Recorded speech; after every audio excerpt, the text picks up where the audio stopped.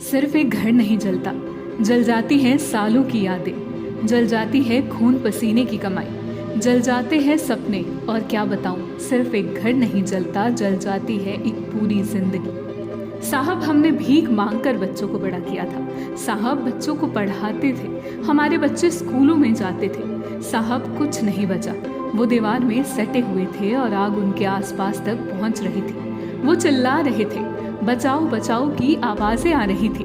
हम क्या करते साहब, चारों तरफ आग थी, हमारे बच्चे निकल गए साहब, निकल गए। ये सिसकन भरी आवाज नहीं थी, रो रो कर चीखती हुई एक माँ का दर्द था।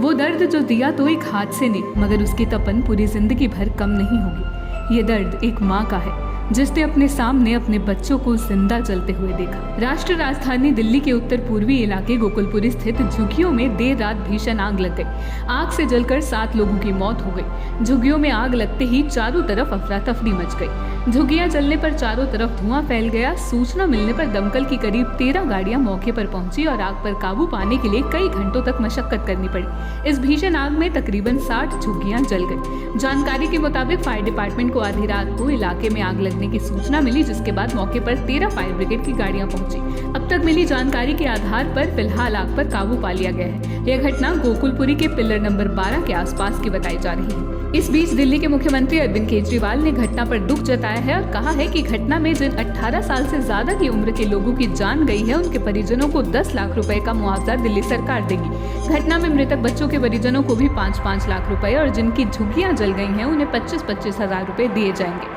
Bureau report, expose India. Hi guys, this is Alia Bhatt. You're watching Expose India. Keep watching.